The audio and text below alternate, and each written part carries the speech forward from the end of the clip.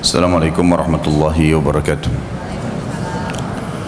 Alhamdulillah, selalu kita memuji Allah subhanahu wa ta'ala, karena memang Ia telah memerintahkan kepada kita untuk memujinya dan menjanjikan bila kita memujinya akan diberikan segala kebutuhan kita. Dan juga kita panjatkan salawat dan taslim sebagaimana juga telah diperintahkan olehnya Sang Pencipta Allah menjadikan sebagai ibadah kalau kita memberikan atau mengucapkan salawat dan taslim kepada Nabi besar Muhammad sallallahu alaihi wasallam. Melanjutkan bahasan masalah surga, dan kita masuk ke pasal 22 tentang masalah pasar ahli surga. Dan kita tahu Bapak Ibu sekalian bahwasanya salah satu hiburan manusia di dunia adalah pasar, karena mereka pada saat ke pasar melihat sesuatu yang menyenangkan hati mereka, membeli kebutuhan-kebutuhan, bertemu dengan orang-orang mungkin yang dia ingin temui, atau bahkan mendapatkan pengalaman-pengalaman baru, suasana baru, dan seterusnya. Banyak fasilitas-fasilitas yang di dunia yang sebenarnya Allah subhanahu wa ta'ala juga memberikannya di akhirat. Sebagaimana kita tahu di surga ada makanan, ada pakaian, ada tempat tinggal. Hanya saja kondisinya berbeda, situasinya berbeda. Seperti misal kasus pakaian yang pernah kita jelaskan dulu, berbeda sekali. Pakaian ahli surga itu akan diletakkan oleh Allah yang maha tinggi dan maha pemurah di sebuah pohon, yang pohon itu memiliki buah yang sebesar bentuk seperti delima tapi sangat besar.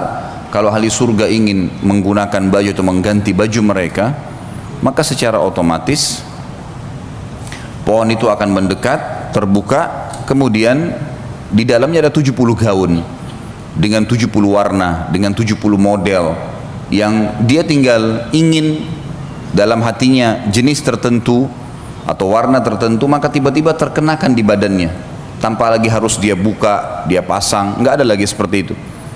Jadi ada pakaian sebagaimana kata dunia, tapi berbeda sisi kualitas, ya. Terus metode caranya, situasinya berbeda semuanya.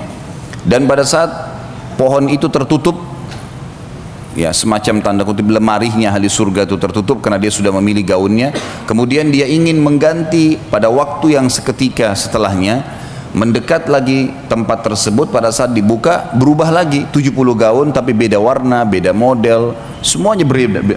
Jadi setiap saat, dan itu khalidina fiha, kekal di dalamnya, nggak ada lagi batas waktu.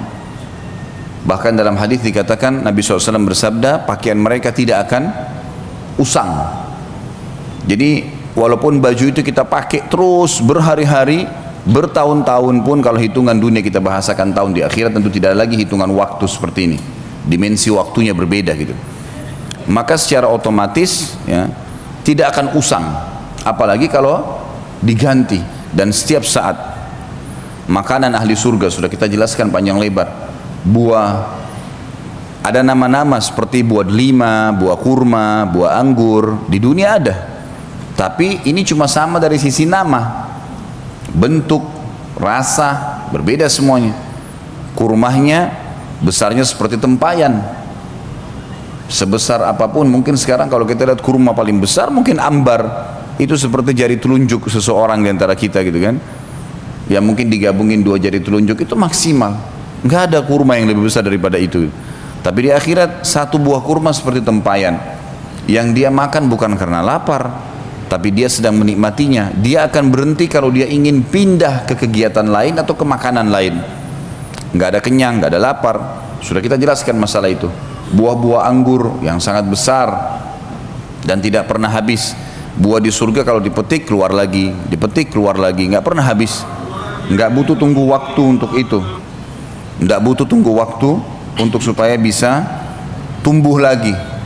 Bahkan ada hadis yang disebutkan oleh Nabi SAW, nanti ada orang di surga meminta kepada Allah agar bercocok tanam. Dia mau cocok tanam. Kata Nabi SAW, Allah berfirman padanya, bukankah semua fasilitas sudah ada padamu? Semua pohon-pohon, semua jenis buah-buahan ada, bahkan di surga ada yang tidak mungkin ada di dunia. jenis buah-buahan yang tidak bisa dibayangkan, karena semua di surga tidak pernah mata lihat, tidak pernah telinga dengar, tidak pernah terlintas dalam hati manusia, sebagaimana dalam hadis disebutkan. Lalu kemudian Nabi SAW mengatakan kepada kita semuanya, orang ini berkata kepada Allah, ya Allah, tapi saya ingin, jiwa saya ingin sekali punya pohon-pohonan. Maka Allah Subhanahu wa taala memberikan kepadanya sebuah biji, yang biji itu ditanam oleh dia di tanah surga, kemudian tiba-tiba tumbuh menjadi pohon yang besar, tiba-tiba berbuah pada waktu itu juga.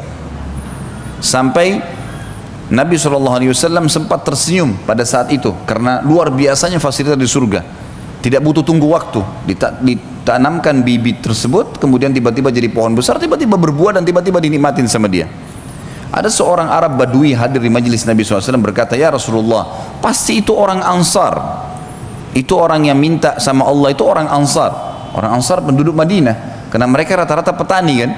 Akhirnya membuat semua sahabat tertawa pada saat itu ya. Tapi ini contoh saja bagaimana di surga itu fasilitasnya sangat luar biasa. Batang-batang pohon yang sudah kita bahas pertemuan yang lalu, semuanya batang pohon kita di dunia umumnya memiliki kulit yang keras, atau mungkin pun kulitnya lembut seperti pisang misalnya, tetapi juga basah dan segala macam hal yang mungkin memiliki banyak hal yang membuat manusia tidak ingin memegangnya, ada getah dan seterusnya. Tapi kalau di surga batang pohonnya emas, sulit dibayangkan, batang pohonnya emas tapi bisa berbuah, kuasa Allah Subhanahu wa taala, tidak ada yang mustahil, gitu kan? Dan kita tidak perlu heran hal-hal yang seperti ini teman-teman sekalian, karena Allah Maha Kuasa dan kita memang ini dasarnya manusia, anak Adam penghuni surga. Kita di tempat kita memang di sana, gitu. Ayah kita Adam alaihissalam diturunkan dengan istrinya Hawa ke muka bumi, kemudian akan kembali ke sana. Cuma sedikit cobaan di sini sekarang, ini loh perintahku kata Allah, untuk kembali ke tempat kalian, bahkan bisa meninggikan derajat-derajat kalian, lakukanlah ini, itu dan seterusnya. Ya, ketaatan-ketaatan dan tinggalkan kemaksiatan. Tapi orang yang bangkang tidak akan ke sana loh ya, tidak akan kembali ke tempatnya, dia akan kembali ke neraka, tempat siksaan yang sudah disiapkan sebagaimana sudah panjang lebar kita jelaskan. Semua fasilitas di surga, fasilitas yang tidak bisa dibayangkan, susah sekali ya dengan dibayangkan. Tetapi kita imani, karena keimanan akan memudahkan kita untuk meyakininya ya. Contoh misalnya air yang kita bahas, bagaimana bisa ada air jalan di depan mata seseorang ahli surga di istananya tanpa tersentuh tanah, dan dia bisa mengambilnya tanpa tertumpah di lantainya, gitu kan? Itu semua sudah kita jelaskan panjang lebar. Semua ini saya review kembali, dan masih banyak yang kita tidak reviewkan tentunya, untuk menekankan sebuah poin. Pada saat kita membahas pasal ke-22 tentang masalah pasar ini, jangan dibayangkan seperti pasar kita yang becek, yang kotor ya. Atau mungkin hanya seperti mall, orang masuk kemudian lalang toko bersebelah-sebelahan, bukan itu. Memang disebutkan dalam hadis masalah pasar, tetapi di sini tidak ada transaksi. Pasar ini tujuannya hanya dijadikan oleh Allah yang Maha Tinggi dan Maha Pemurah sebagai tempat pertemuan ahli surga, dan umumnya ini didatangi oleh kaum laki-laki di surga. Kaum wanita mereka tinggal di istana. Inilah yang akan kita bacakan hadisnya. Hadis diriwayatkan oleh Imam Muslim. Anas bin Malik radhiyallahu anhu meriwayatkan sabda Rasulullah sallallahu alaihi wasallam, sesungguhnya di surga terdapat pasar. Mereka mendatangi pasar tersebut setiap Jumat. Lalu berhembuslah kepada mereka angin dari arah utara, dan hembusan angin tersebut mengenai wajah dan pakaian mereka sehingga mereka bertambah indah dan tampan. Ini jelas yang dimaksud adalah kaum laki-laki. Mereka bertemu, mereka keluar, mereka bertemu di situ. Kata sebagian ulama hadis maksudnya mereka saling kenalan ya, satu sama yang lain. Karena ada kaum-kaum sebelum kita yang beriman, kaumnya Nabi Nuh, kaumnya Nabi Shu'aib, kaumnya Nabi Saleh. Kita sama-sama di surga, maka kita berkenalan sama mereka, dan itu setiap Jumat. Tentu di surga sudah tidak lagi sholat Jumat gitu kan. Tapi mereka bertemu. Satu-satunya ibadah yang tertinggal yang kita lakukan di dunia dan akan ada di surga adalah zikrullah. Karena kita selalu berzikir, bersyukur kepada Allah SWT pada saat itu. Kemudian mereka pulang menemui istri-istri mereka dalam keadaan semakin tampan dan mempesona. Berarti jelas ini kaum laki-laki ya. Karena para istri mereka menunggu di rumah atau di istananya. Melihat itu, istri-istri mereka berkata, demi Allah, engkau semakin bertambah indah dan mempesona setelah meninggalkan kami. Tadi baru keluar menuju ke pasar, kemudian sekarang balik, tambah tampan, berubah. Ya. Ini bukan karena pergi salon suaminya, ya. Kemudian baru cukur baru, ya. Enggak. Kadang-kadang orang kalau pergi salon, cukur balik, masih ada saja harus mandi, gerak. Enggak ada, ini tiba-tiba sudah sangat sempurna. Gitu. Enggak ada lagi orang jelek di surga. Enggak ada lagi orang jelek. Dan sebagaimana juga sudah dijelaskan, salah satu ciri ahli surga adalah mereka memiliki kulit yang sangat bersih. Ya. Enggak ada lagi orang yang memiliki kulit yang kotor, yang gelap. Semuanya sudah berubah. Dan pada saat itu Allah yang maha tinggi dan maha pemurah juga menjadikan para istri di istana-istana mereka berubah juga tiba-tiba menjadi lebih cantik dan lebih mempesona dari sebelumnya. Karena para laki-laki penghuni surga berkata, demi Allah, engkau juga semakin bertambah indah dan mempesona setelah kepergian kami. Dan ini sekali lagi ya, tanpa melalui proses. Dalam arti kata, ya Allah SWT ubah menjadi tiba-tiba lebih tampan, lebih segar, ya, lebih bersih, lebih rapi, ya. Semuanya tiba-tiba seperti itu dengan kuasa Allah Subhanahu wa taala. Karena memang surga tempat kenikmatan. Makanya Imam Ahmad rahimahullah mengatakan, tempat istirahatnya orang mukmin di surga. Dan bumi ini, dunia ini bukan untuk istirahat. Salah. Kalau ada orang mukmin terus berlihai-lihai, malas, tidak sholat malam, tidak baca Quran, tidak hadir majelis ilmu, tidak puasa, maka ini orang yang salah ini. Karena dia harus tahu perbuatan-perbuatan ini yang membuat dia nanti mendapat derajat yang tinggi di surga. Di sana saatnya istirahat. Ya. Sekarang kita bekerja, seperti kita lagi keluar pagi, bekerja ke kantor, kita ikut jalan macet, apalah segala macam rintangannya, suka dukanya, hujan, segala macam, bekerja capek, pulang malam istirahat di rumah. Rasionalnya begitu. Jadi memang saatnya kita bekerja. Bapak Ibu sekalian, jangan malas-malasan. Sholatlah, puasalah, ya, sedekahlah, zikirlah, bacalah Al-Quran, hafal Al-Quran itu. Jangan penyesalan nanti terakhir baru datang. Ini rugi sendiri kita nanti, ya. Karena penyesalan nanti terakhir teman-teman sekalian. Walaupun orang masuk ke dalam surga disepakati oleh para ulama, tidak ada orang di surga menyesal. Karena nikmat yang paling rendah pun di surga sudah membuat mereka sangat puas. Tetapi perlu kita renungin, selama kita masih hidup di dunia dan kita punya peluang untuk meninggikan derajat kita, kenapa enggak? Kenapa tidak kita lakukan? Apa sih yang membuat tidak mau sholat duha, tidak mau sholat sunnah qobliyah, tidak mau sholat sunnah ba'diyah? Berapa lama dikerjakan? Dan itu kalau dinikmatin akan jadi nikmat itu. Sampai Nabi SAW mengatakan dalam hadis, innama ju'ila qurratu aini fis shalah. Allah telah menjadikan kenikmatan hidupku di sholat. Di atas skalanya sholat bagi dia sallallahu alaihi wasallam. Dan kita pengikutnya, harusnya kita mencontohi beliau.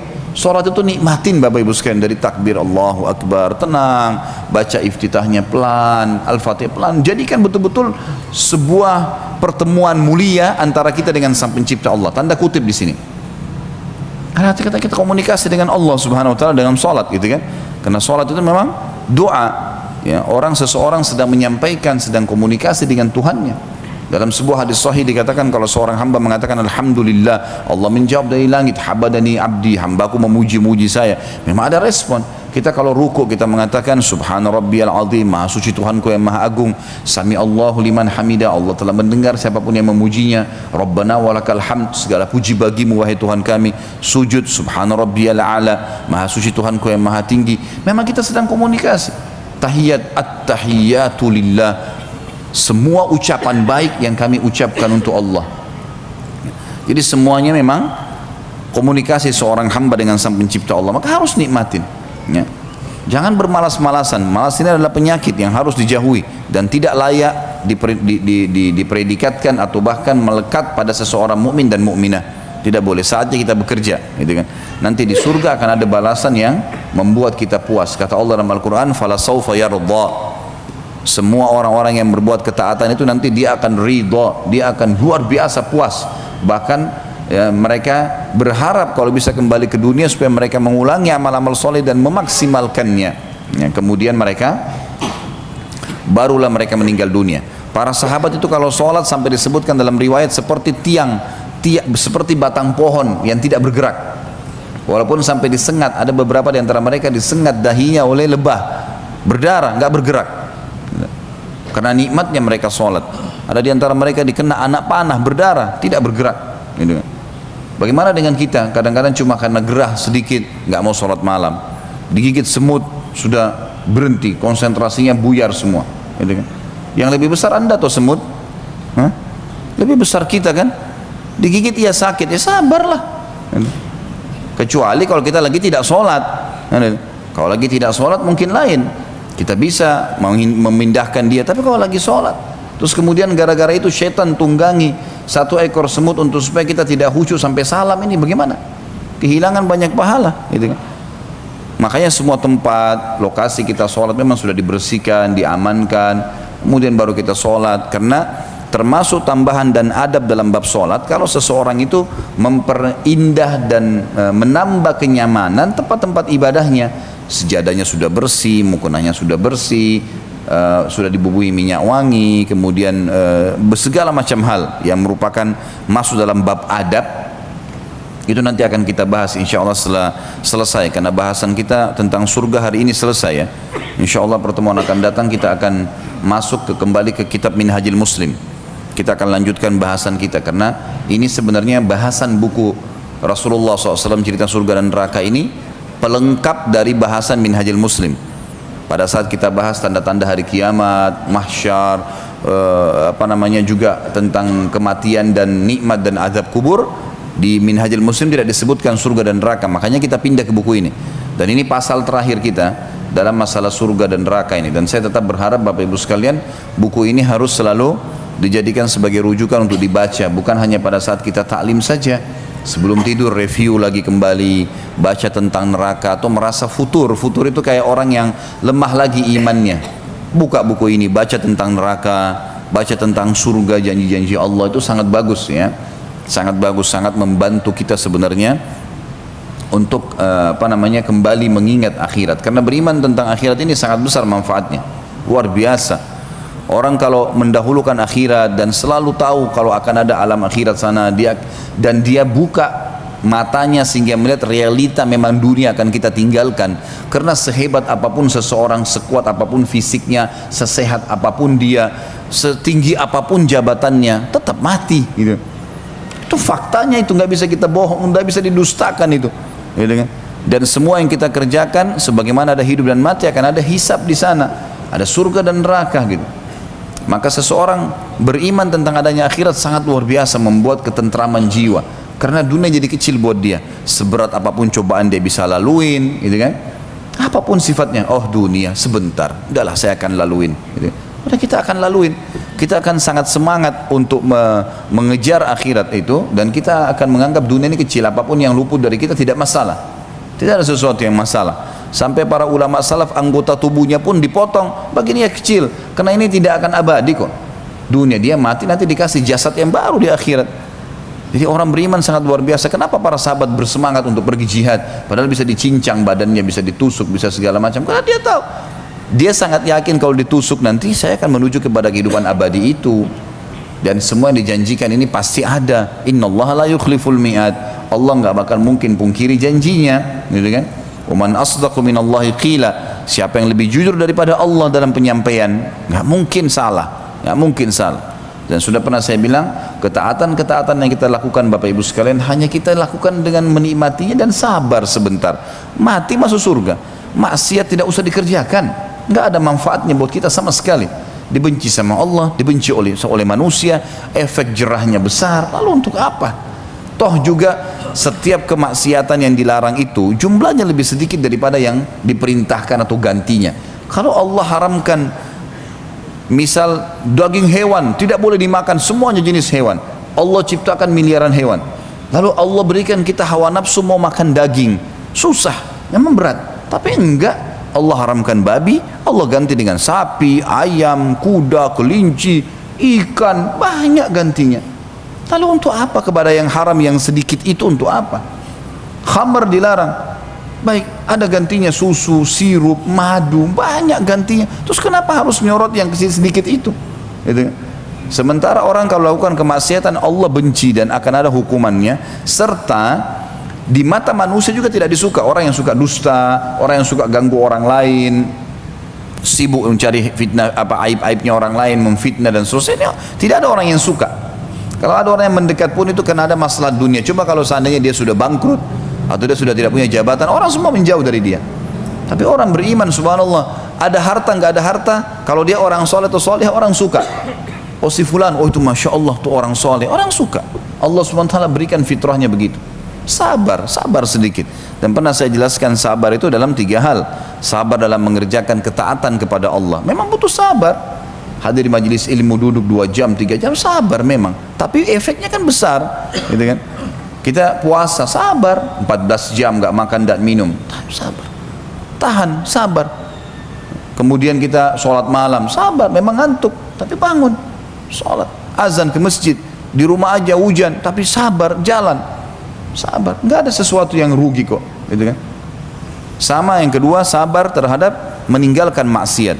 Ada penawaran, semua kita pasti terlintas dalam hidupnya, penawaran berzina, penawaran bohong, penawaran riba, penawaran buat nota palsu, banyak itu pasti. Karena syaitan, musuh kita selalu menawarkan itu kepada kita. Tinggal kita sabar, tolak, jangan mau. Selesai. Apapun godaannya jangan mau, komitmen, jalan. Oh ini Allah haramkan, saya nggak mau. Dan yang ketiga, sabar dalam semua cobaan. Apapun cobaan sehari-hari kita, sakit, gangguan orang, ghibah, sudahlah, anggap itu sebagai warna kehidupan. Sudahlah, kita lagi jalan macet, ya sudahlah, jalanlah, nanti akan jalan keluarnya ada kok. Kita ngoceh-ngoceh juga, macet tetap nggak bisa berubah. Kan? Sabar saja, nanti kita akan dapat jalan keluarnya. Kan gitu. Lebih baik orang menikmatinya, beda dengan orang yang tidak menikmatinya. Sudahlah, oh boleh hujan, ya sudah. Gerutu sampai ke rumahnya hujan, udah basah. Ya, pikirannya jadi kalut, ya, memungkiri takdirnya Allah, banyak masalah. Yang ke-23, pasal ke-23, ahli surga melihat Allah yang maha suci dan maha pemurah. Surah nomor 75 ya, ayat 22 sampai ayat 23. Tapi seperti biasa saya akan bacakan dari awal surah, karena ini hampir kita bahasa, sebenarnya bisa saya bahasakan mereview apa yang sudah kita pelajari. A'udzu billahi minasyaitonir rajim. Bismillahirrahmanirrahim. La uqsimu biyaumil qiyamah. Kata Allah, aku bersumpah demi hari kiamat. Maksudnya itu pasti terjadi, maknanya. Demi zatku, kata Allah, kiamat pasti terjadi. Wala uqsimu bin nafsil lawwamah. Dan aku juga bersumpah dengan jiwa yang amat menyesali dirinya sendiri. Pasti hari kiamat akan datang jiwa-jiwa orang yang menyesal. Kenapa dulu saya zina ya? Kenapa dulu saya bohong ya? Kenapa dulu saya mukul orang ya? Nyesal. Ayahsabul insanu allan najma'a idhamah. Apakah manusia itu mengira bahwasanya kami tidak akan mengumpulkan kembali tulang belulangnya setelah dia mati, dimakan oleh tanah, oleh rayap jasadnya, dia tidak akan kami bangkitkan, kami tidak satukan lagi. Bala qadirina ala an nusawwiya banana. Pastikan sebenarnya kami sangat berkuasa menyusun kembali jari jemarinya dengan sempurna. Seketika pada hari kiamat nanti Allah akan bangkitkan, sebagaimana sudah pernah kita jelaskan hadisnya itu. Allah akan turunkan hujan, kata Nabi SAW, yang akan menimpa tulang ekor kalian dan kalian akan tumbuh seperti tumbuhnya pohon dengan sangat cepat, tiba-tiba jadi besar, utuh semuanya. Bal yuridul insanu liyafjura amamah. Bahkan manusia itu hendak berbuat maksiat terus menerus, padahal dia sudah diingatkan ayat demi ayat, hadis demi hadis. Para mubalik, para dai, para ulama terus mengingatkan, sadarlah, janganlah, tinggalkanlah, kerjakanlah, terus diingatkan, tapi tetap tidak mau. Yas'alu ayyana yaumul qiyamah. Ia berkata, bilakah hari kiamat itu terjadi? Benar enggak itu terjadi kiamat? Karena ujung-ujungnya begitu sebenarnya. Kenapa enggak sholat? Kenapa enggak puasa? Kenapa enggak tutup aurat? Kenapa enggak gini? Kenapa enggak gitu? Sudahlah, nanti aja. Sama saja bahasa dia sebenarnya menurut Allah Subhanahu wa taala pencipta kita adalah dia sama saja mengatakan kiamat itu benar enggak sih terjadi? Lalu Allah ceritakan masalah kiamat, fa idza bariqal basar. Pada saat itu mata akan terbelalak karena ketakutan. Pada saat dibangkitkan baru sadar, semua manusia di hadapan matanya terlihat. Ya, wa khasafal qamar, dan apabila bulan telah hilang cahayanya, semua langit akan menjadi cerah semuanya. Mahsyar akan dihamparkan dan matahari akan sangat dekat, cuma berapa mil sebagaimana sudah pernah kita jelaskan di tanda-tanda atau terjadian kiamat. Wa jumi'asy syamsu wal qamar, dan matahari juga bulan dikumpulkan. Kata sebagian ulama tafsir, dikumpulkan adalah disatukan, bulan dan matahari menjadi satu, ya. Yaqulul insanu yawma idzin ainal mafar, pada hari itulah baru manusia berkata, kemana tempat berlari ini?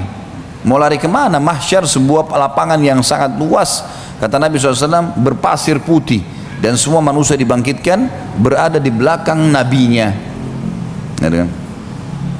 Kalla la wazar, sekali-kali tidak ada tempat untuk berlindung pada saat itu. Ila rabbika yawma idzinil mustaqar, hanya kepada Tuhan kalianlah pada saat itu tempat untuk kembali, nggak ada lagi sudah. Ya, sebagaimana sudah kita jelaskan banyak ayat Al-Quran masalah kiamat, langit akan terbelah, kemudian malaikat-malaikat akan memenuhi langit, bagaimana mereka menggiring dan mengawasi manusia pada saat itu dengan jumlah yang sangat banyak. Yunabba'ul insanu yawma idzin bima qaddama wa akhar, pada hari itulah manusia akan diberitahukan apa yang pernah dia kerjakan yang lalu dan apa yang telah dia lalaikan. Balil insanu ala nafsihi basirah, manusia itu menjadi saksi atas dirinya sendiri. Walau alqa ma'adzirah, meskipun dia mengemukakan alasan-alasannya. Ada sebuah hadis dia disebutkan, kalau ada orang nanti datang hari kiamat diberikan kesaksian, ini loh buku amalmu, saya nggak percaya. Ini malaikat yang menyaksikan, saya nggak percaya. Ini tembok, tanah, udara, segala, saya nggak percaya. Siapa yang kau percaya? Diri saya sendiri, ya Allah.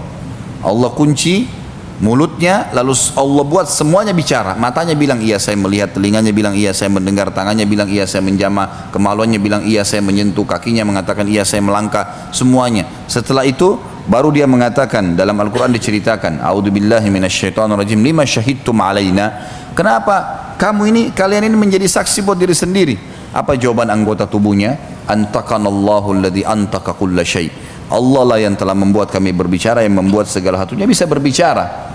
Jadi jangan bodoh teman-teman sekalian, jangan kita selalu bodoh menganggap kalau mata kita lihat haram, oh berarti saya tidak ada yang tahu, cuma saya sendiri. Nah, gimana cara? Mata itu fasilitas yang Allah kasih, gitu kan?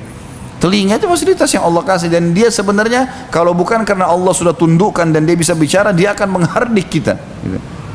Kau salah gunakan saya nih, kau akan membuat saya disiksa nanti oleh Allah.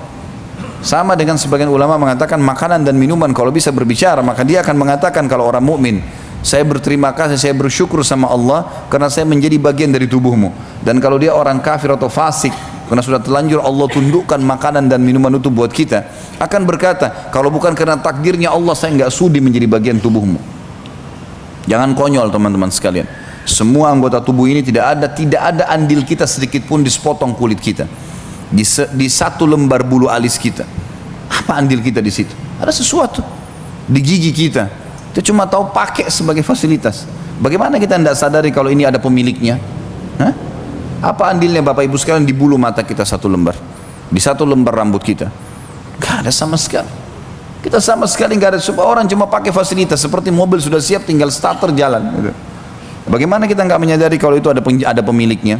Allah Subhanahu wa Ta'ala akan memang diminta pertanggungjawaban. Gunakan pada yang diinginkan oleh Sang Pencipta Allah, maka akan aman. Lanjutannya, la tuharrik bihi lisanaka lita'jala bih, janganlah kamu menggerakkan lidahmu untuk membaca Al-Quran karena hendak cepat-cepat menguasainya. Jadi kalau kamu baca Al-Quran, pelajari dalam majelis ilmu, jangan buru-buru selesai. Renungin supaya jadi panduan hidup, difahami. Itu kata Allah, inna alaina jam'ahu wa qur'ana, sesungguhnya tanggung jawab kamilah mengumpulkannya di dalam dadamu hai Muhammad, dan juga orang-orang yang berusaha untuk menghafalnya. Sekarang Bapak Ibu kalau saya sampaikan, saya cuma bicara, siapa saja di antara Anda kan bisa lakukan hal yang sama, datang bicara, selesai, baca bukunya, sampaikan gitu. Tapi yang membuat masuk ke dalam hati setiap orang di antara kita, termasuk saya sendiri sebagai yang menyampaikan ini, adalah Allah Subhanahu wa Ta'ala. Kami yang menanamkan itu dalam hati-hati kalian dan membuat kalian pandai membacanya. Apa yang kita lakukan sebenarnya? Dari mana Bapak Ibu bisa tahu rangkaian kalimat ini? Pasal 23 ahli surga melihat Allah. Hah? Kita bisa melihat dari mana? Kita bisa membaca dari mana? Kita bisa menyusun kalimat ini sehingga terbentuk kalimat bagaimana, gitu kan? Sampai banyak dalam ayat Al-Quran diceritakan waqtilafi alsinatikum wa alwanikum, di perbedaan kalimat-kalimat kalian, bahasa-bahasa kalian dan warna kulit kalian, postur tubuh kalian ada tanda-tanda kebesaran kami. Fa idza qara'nahu fattabi' qur'ana, apabila kami telah selesai membacakannya maka ikutilah bacaan tersebut. Maksudnya kata ulama tafsir, kalau ada yang sedang membacakan Al-Quran di hadapan kita, seperti kita membahas sekarang dalam majelis ilmu, atau ada orang sedang membaca dengan terjemahannya, maka dengarkan baik-baik, ambil ilmu di situ. Thumma inna alaina bayana, kemudian nanti kami menjadi tanggung jawab kami penjelasannya. Kami akan jelaskan itu. Kamu nggak usah khawatir, tinggal belajar, akan sampai nanti pemahamannya ke dalam hatimu. Mudah. Kalla bal tuhibbunal ajila, tapi sayangnya kalian selalu lebih mencintai dunia, wa tadharunal akhirah, dan kalian meninggalkan kehidupan akhirat yang abadi dan kekal. Wujuhun yawma idzin nadhirah, wajah-wajah orang mukmin pada hari itu berseri-seri gembira karena hanya patuh saja, hanya beribadah dengan kenikmatannya. Orang beriman juga pakai mobil, alhamdulillah. Orang beriman juga punya rumah. Orang beriman juga makan dan minum. Orang beriman juga istirahat. Kalau orang beriman itu susah semuanya, itu mungkin lain. Enak kok, nikmat. Ila rabbiha nadhirah, kepada Tuhannya lah mereka akan melihat nanti. Dan ini saksi bahasan kita sebenarnya, ayat 23 22 sampai 23 dalam buku kita ini. Artinya salah satu fasilitas di surga nanti adalah kita melihat wajahnya Allah yang mulia. Wujuhun yawma idzin basirah, dan wajah-wajah orang kafir, orang fasik pada hari itu muram, gelap, ketakutan. Tadhunnu an yuf'ala biha faqirah, mereka yakin bahwasanya mereka akan ditimpahkan malapetaka yang amat dahsyat, karena mereka sudah saksikan. Orang teriak, orang dilemparkan ke api neraka, gemuruh api neraka yang sangat besar. Sebagaimana sudah kita jelaskan semua di bab masalah neraka, masalah itu. Kalla idza balakatit taraqi, sekali-kali jangan apabila nafas seseorang, jangan tunggu maksudnya. Sekali-kali jangan kalian tunggu pada saat nafas seseorang telah mendesak sampai ke kerongkongan. Kalau sudah mati, malaikat maut sudah datang lagi proses penarikan, baru mau nyesal. Saya sudah bilang fakta depan mata pasti mati. Dan orang teman-teman sekalian tidak tunggu ruangan ICU baru mati. Ya? Coba di sini yang sudah tahu rumah sakit, atau mungkin ada teman-teman kita dokter, berapa ruangan ICU di rumah sakit? 2, 3? Ada rumah sakit punya 10 ruangan ICU? Kenapa jumlahnya sedikit? Berarti orang yang masuk ICU sedikit. Lebih banyak orang yang di luar rumah sakit kan? Jadi jangan mengkhayal nanti saya masuk ICU baru mati. Enggak. Lebih banyak orang mati yang tidak masuk ICU. Banyak. Orang yang lagi cangkul sawahnya, orang yang lagi jalan, ada orang keluar naik bus, satu bus jatuh di jurang, mati seketika, sehat semua. Enggak ada hubungan sama ICU itu. Jadi nanti berpikir, oh kalau ada kerabatnya masuk rumah sakit lagi jenguk orang sakit, oh nanti kalau saya seperti ini baru saya mati. Enggak. Bisa saja kita lebih dulu mati daripada orang yang di ICU itu. Jangan terlalu banyak mengkhayal nih. Coba menutup mata kita dan hati kita dari realita lapangan. Ini nggak bisa ini. Jangan bohongi diri sendiri. Itu upaya syaitan mengelabui kita. Fakta ada Bapak Ibu sekalian. Hati-hati. Kata Allah SWT, kalla idza balagatit taraqiyah. Jangan sampai tunggu kalau kerongkongan sudah terdesak dengan nafas, ditarik ruhnya. Wakila marraq, dan dikatakan kepadanya, siapa yang dapat menyembuhkanmu? Ada yang bisa tolong kau sekarang? Malaikat akan bilang sama dia. Ya. Wa dhanna annahu al-firaq, dan dia yakin pada saat itu dia akan berpisah dengan dunia. Dia sudah tahu dia akan mati. Wal taffatis saqu bis-saq, dan akan bertaut betis kiri dan betis kanan. Kata sebagian ulama tafsir, dimaksud adalah kalau malaikat maut sudah mencabut ruh, karena tegangnya dia, maka kedua betisnya akan menjadi tegang, ya, mengeras. Ila rabbika yauma idzinil masaq, dan kepada Tuhanmu lah pada hari itu kamu akan dihalau. maksudnya di hari kiamat dibangkitkan, akan dihadapkan di hadapan Allah Subhanahu wa taala. Fala saddaqa wala shalla, dan ia tidak mau membenarkan Rasul dan Al-Qur'an dan tidak mau juga mengerjakan salat. Walakin kadzdzaba wa tawalla, tapi selalu mendustakan Rasul dan berpaling dari kebenaran. Thumma dhahaba ila ahlihi yatamatta, kemudian ia pergi kepada keluarganya dengan berlagak dan sombong. Kalau diingatkan kenapa nggak sholat, kenapa nggak gini, ya nggak usah, tuh gampang, sombong ya. Aula laka fa'aula, kecelakaan bagimu hai orang-orang kafir dan orang fasik, dan kecelakaan bagimu nanti. Thumma aula laka fa'aula, kemudian kecelakaan akan menimpahmu, dan kecelakaan pasti menimpahmu. Sampai 4 kali Allah ulangi. Kata sebagian ulama tafsir, bisa saja di ayat yang sebelumnya, di ayat yang 34 itu untuk dunia, kecelakaan akan datang di dunia untukmu, dan juga kecelakaan akan datang untukmu di akhirat nanti. Ayahsabul insanu an yutraka sudah, apakah manusia mengira bahwasanya mereka akan dibiarkan begitu saja tanpa pertanggungjawaban? Alam yakun nutfatan min mani yumna, bukankah dia dulu tadinya setetes mani yang hanya ditumpahkan ke dalam rahim? Kalau Bapak yang sudah tahu masalah spermanya yang segumpal, itu isinya ada miliaran sperma kecil. Sperma kecil itulah ya, yang lebih kecil dari debu yang kita jadi darinya. Dari mana asalnya? Dari situ saja. Apa yang mau disombongkan? Allah jelaskan masalah itu. Thumma kana 'alaqatan fa khalaqa fa sawwa, kemudian mani itu menjadi segumpal darah lalu Allah menciptakan dan menyempurnakannya. Semua manusia siapapun kita, mau dia raja, mau dia tukang sampah, mau dia orang miskin, sama saja, semua sama sumbernya. Allah yang membuat beragam macam warna kehidupan itu. Sperma yang kecil, di kepalanya sperma yang lebih halus dari debu, ada lagi inti daripada sperma itu sendiri. Di situ manusia lebih kecil lagi.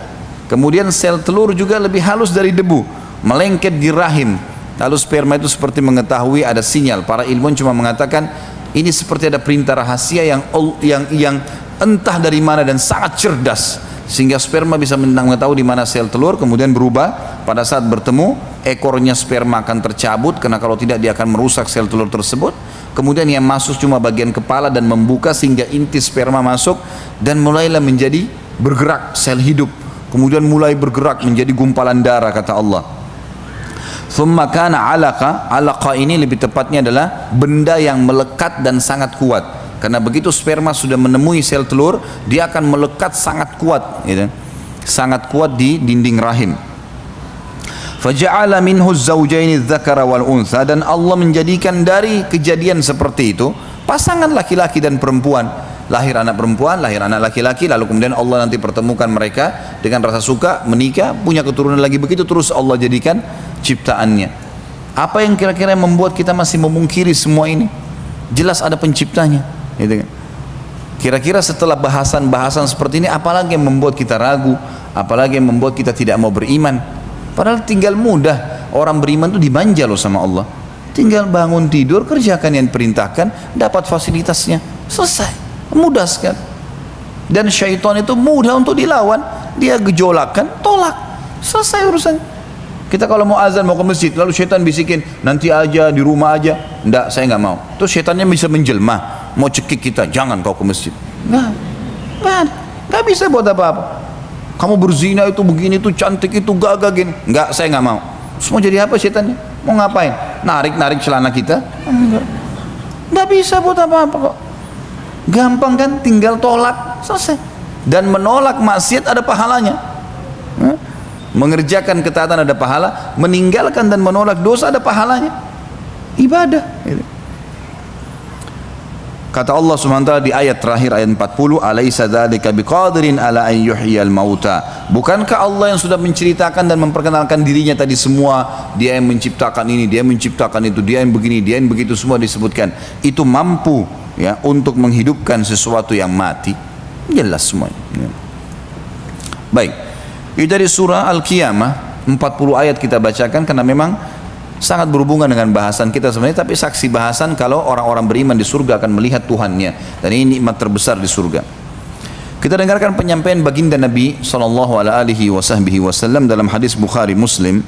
Abu Hurairah radhiyallahu anhu menceritakan, sahabat pernah bertanya, "Wahai Rasulullah, apakah kita akan melihat Rabb kita pada hari kiamat? Atau apakah kami akan melihat Rabb kami pada hari kiamat? Maka Rasulullah SAW balik bertanya, apakah kalian kesulitan melihat bulan pada bulan purnama? Kalau pertengahan bulan tanggal 13, 14, 15 biasanya kita puasa Iyamul Bid, itu pasti kejadiannya bulan purnama, pasti. Bulan sangat besar, warnanya kekuning-kuningan, indah untuk dilihat. Kata Nabi SAW, kalian kesulitan gak lihat bulan pada saat itu? Maka para sahabat, tidak. Jelas sekali kok. Lalu beliau SAW, utusan Allah menyampaikan kepada kita semua, apakah kalian kesulitan melihat matahari yang tidak diliputi awan?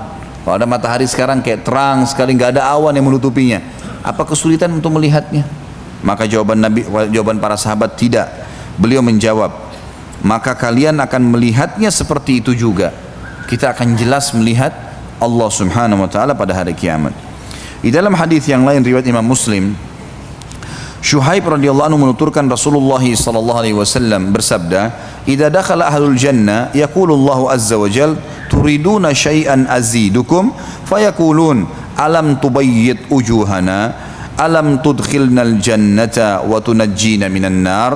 Qala fayakshiful hijab. Fama u'tu syai'an ahabba ilaihim minan nadari ila rabbihim thumma tala hadhil ayah lilladhina ahsanul husna wa ziyada. Jika ahli surga sudah masuk ke dalam surga, semoga insyaallah kita termasuk, maka Allah yang maha tinggi dan maha pemurah akan bertanya kepada ahli surga, apakah kalian menginginkan sesuatu sehingga aku menambahkannya untuk kalian? Ada makna hadis yang lain, ada hadis yang serupa yang mirip dengan riwayat ini berbunyi, pada saat ahli surga sudah semuanya masuk ke dalam surga termasuk penghuni surga terakhir dari neraka. Jadi akan ada orang-orang mukmin namanya usatul mukminin, orang mukmin yang bermaksiat tapi tidak sempat taubat, timbangan amalnya nanti hari kiamat dosanya lebih berat, maka dia masuk ke neraka dulu disiksa, gitu kan. Nah, orang-orang seperti ini nanti akan dikeluarkan semua. Kalau sudah keluar, ini Allahu alam berapa ribu tahun nih disiksa di neraka karena dosanya banyak, gitu kan. Baik, kalau semuanya sudah keluar, ahli neraka, ahli surga pun dari neraka sudah keluar semuanya, di neraka tinggal orang yang kekal, orang munafik, orang musyrik, orang kafir. Tiga ini pasti kekal di dalamnya.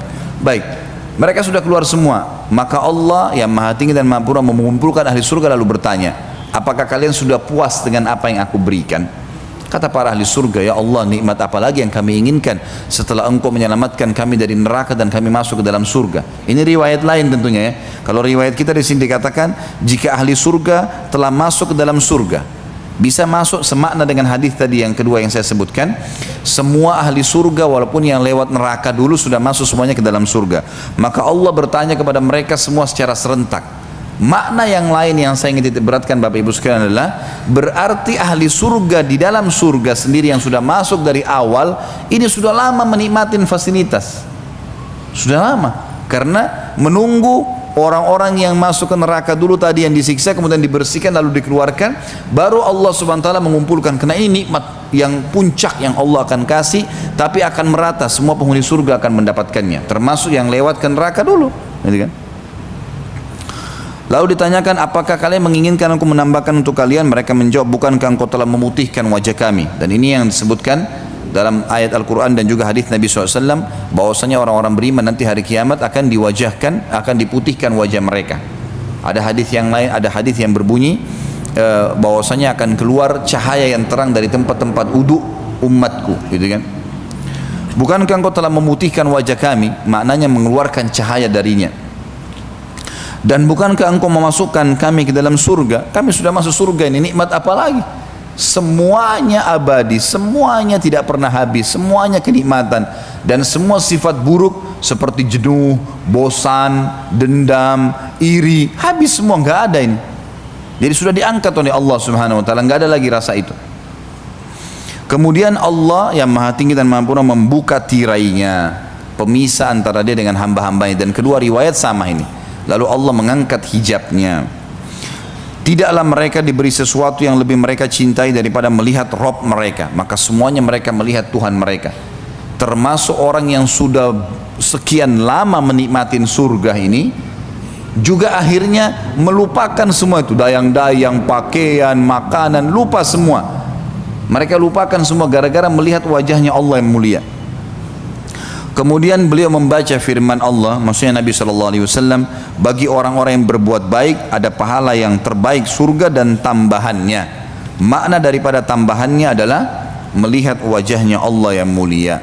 Di dalam hadis yang kedua tadi yang saya sebutkan, penutupan hadisnya berbunyi kata Nabi SAW, tentu di buku kita tidak ada itu ya. Kata Nabi SAW, lalu semua penghuni surga mengatakan, ya Allah, tidak ada nikmat yang mengalahkan melihat wajahmu yang mulia. Semoga insya Allah kita termasuk ini ya. Pasal ke-24, orang-orang yang takut terhadap kedudukan Robnya akan mendapatkan 2 surga. Jadi pernah saya jelaskan Bapak Ibu sekalian, kalau kita di surga insya Allah seseorang mukmin akan memiliki banyak, mungkin bisa jutaan istana malah gitu. Karena memang ada hadis, misal contoh, ini semua punya dalil ya. Setiap kali orang ke masjid dapat 1 istana di surga, pulang dari masjid 1 istana di surga. Kalau kita sholat lengkap subuh, duhur, asar, maghrib, isya, 5 waktu sholat, terutama bapak-bapak ini ke masjid, kita punya 10 istana di surga. Ada hadis yang lain, siapa yang membaca Qul Huwallahu Ahad 10 kali dalam sehari, Allah akan bangunkan baginya istana di surga. Baik, apa ruginya baca ini? Berarti kalau kita baca 1 hari 10 kali kita ada 1 istana. Kalau 1 tahun 365 hari, 365 istana. Kalau kali 70 tahun umurnya, kan banyak sekali gitu kan. Siapa yang menjaga 12 rakaat sehari semalam, Allah akan bangunkan baginya istana di surga. Ini ada makna, ada 2 makna kata ulama hadis. Bisa bermakna kalau dia rutin jaga seumur hidupnya akan diberikan istana di surga, atau memang setiap hari kalau sudah lengkap 12 rakaat itu, subuh 2 rakaat sebelumnya, 4 rakaat sebelum duhur, 4 rakaat sudah duhur, 2 rakaat sudah maghrib, 2 rakaat sudah isya, rutin dia jaga, maka setiap hari dapat 1 istana. Kali 1 tahun 365 hari, kali 70 tahun atau 50 tahun dia hidup, berapa banyak istananya gitu kan. Makanya juga dalam hadis yang lain kata Nabi SAW, sesungguhnya nanti ada orang-orang yang setiap orang yang rutin mengerjakan sebuah ibadah, dia akan dipanggil di setiap pintunya. Kalau dia jihad, dia akan dipanggil dari pintu jihad, dia sholat dari pintu sholat, puasa pintu puasa, sedekah pintu sedekah, haji pintu haji. Jadi artinya pintu gerbang besar, di dalamnya ada camp istana gitu kan. Setiap jenis ibadah ada sendiri itu. Maka Abu Bakar berkata, ya Rasulullah, apakah ada orang yang dipanggil dari semua pintu itu? Jadi karena kita coba kerjakan semuanya. Kata Nabi SAW, ada. Ada. Dan saya berharap kamu termasuk diantaranya. Jadi makanya jangan pilih-pilih ibadah. Dari saya cukup dengan sholat 5 waktu, tahajud gak usah. Ngantuk malam, ya sudah, kehilangan sendiri. Untuk apa tidak dikerjakan? Kenapa tidak bangun? Gara-gara ngantuk. Masa nonton bola bisa begadang, sholat tahajud nggak bisa ya? Nggak mungkin itu ya. Atau kalau ibu-ibu lagi mau melahirkan, bisa nggak tidur? Orang sholat malam lebih penting daripada melahirkan ya? Lah iya, walaupun memang melahirkan itu adalah proses melahirkan manusia, tapi sholat malam itu luar biasa fadilahnya. Kenapa waktu itu kita bisa nggak tidur? Karena penyakit al-malas. Itu saja masalah. Ini harus dibuang ke lautan ini, malas ini. Baik. Bagi orang yang takut kepada Allah, jadi ada bedanya teman-teman sekalian antara orang yang beribadah kepada Allah karena itu perintah, ya sudahlah, Allah perintah saya kerjakan. Dia tidak mengerjakan dosa karena tidak ada fasilitas dosa. Misal kayak di Saudi, ada maksiat tapi tidak ada diskotik, tidak ada karaoke, tidak ada bar, tidak ada. Orang perempuan semua disuruh wajib pakai jilbab. Ada terjadi tapi itu sedikit sekali. Nggak ada fasilitas. Ada orang tidak berbuat dosa karena nggak ada fasilitas. Mungkin kalau ada dia bisa lakukan, gitu kan? Ini posisinya masih aman lah, gitu kan? Tapi ada orang punya kedudukan mulia. Dia mengerjakan ibadah, dia sholat malam, dia sholat 5 waktu on time, dia puasa, dia baca Quran, dia paksa dirinya berzikir, berbuat ibadah dikerjakan sama dia, karena dia takut kalau sampai Allah nggak sayang sama dia. Ini berbeda ya, dia mengerjakan karena dia mau mendapatkan cintanya Allah. Sama dengan dia tidak mengerjakan dosa, walaupun ada fasilitas dia tahan dirinya, nggak mau karena dia takut kepada Allah. Jangan sampai tiba-tiba lagi zina, lagi riba, lagi apa, kemudian azabnya Allah turun ya. Ini namanya orang yang takut kepada Allah. Ini punya kedudukan sendiri. Rasa takutnya itu punya nilai plus, dapat tambahan istana. Itu akan diberikan tambahan istana. Ini yang disebutkan oleh penulis ini pasal 24, orang yang takut terhadap kedudukan Robnya mendapatkan 2 surga, sebagaimana sudah saya paparkan tadi. Beliau mengangkat firman Allah dalam surah Ar-Rahman ayat 46 sampai 53. A'udzu billahi minasyaitonir rajim wa liman khafa maqama rabbih jannatan fabiayyi ala'i rabbikuma tukadziban dzawata afnan fabiayyi ala'i rabbikuma tukadziban fihima 'ainani tajriyan fabiayyi ala'i rabbikuma tukadziban fihima min kulli fakihatin zawjan fabiayyi ala'i rabbikuma tukadziban. Dan bagi orang-orang yang takut saat menghadap Rabbnya, tadi mengerjakan perintah karena takut sama Allah, takut Allah nggak cintai dia, gitu kan? Kalau dia berada di saf kedua atau ketiga, ketakutan, bagaimana caranya saya nggak di saf pertama ini? Orang-orang di saf pertama sudah lebih dicintai sama Allah, ada ketakutan itu, gitu kan? Ketinggalan sholat subuh, ya Allah, Allah sudah catat tadi orang-orang sudah pada melapor ke Allah nih, saya tidak hadir, ketakutan. Ini namanya ketakutan karena Allah. Dia ibadah sebenarnya. Beda dengan orang yang sholat subuh di masjid atau enggak, ya sudahlah nggak apa-apa, besok aja saya kerjain, biasa-biasa saja. Ini rasa takut ini punya nilai plus ya. Dia buat dosa, godaan besar, lawan, nggak mau, saya nggak mau, apapun konsekuensinya. Oh ini orang gagal, ini orang cantik, saya tergoda, enggak, saya nggak mau. Saya sudah bilang tadi, setan nggak bisa buat apa-apa kok, cuma bisik-bisikin, redam dia, lawan. Bisa, kita bisa kalau nggak mau. Kalau mau, kita cari aktivitas yang lain, insya Allah, baca isti'adzah, sibukkan diri dengan ibadah, insya Allah akan terjaga. Maka orang takut berbuat dosa karena takut Allah hukum akan ada nilai sendiri. Maka nikmat Rabb kalian yang manakah yang kalian dustakan? Kedua surga itu mempunyai pohon-pohon dan buah-buahan. Artinya fasilitas di dalamnya bagus sekali. Semua kebutuhan kalian akan ada. Maka nikmat Rabb kalian yang manakah yang kalian mau dustakan? Di dalam kedua surga itu ada 2 buah mata air yang mengalir, dan sudah pernah kita jelaskan masalah mata air surga, gitu kan? Ada 2 sumber mata air, ada mata air yang berada di sebuah tempat yang mengeluarkan air dan tertampung seperti wadah kolam kalau kita sekarang, tapi pinggiran-pinggiran kolamnya terbuat dari emas. Sudah pernah kita jelaskan masalah itu. Bisa Bapak Ibu kembali ke pasal-pasalnya sendiri. Kemudian yang kedua ada mata air juga yang keluar di tempat-tempat khusus yang akhirnya keluarlah darinya lautan, sungai-sungai dan seterusnya yang mengalir ke istana-istana ahli surga. Maka nikmat Rabb kalian yang manakah yang kalian mau dustakan? Di dalam kedua surga itu terdapat segala macam buah-buahan yang berpasang-pasangan.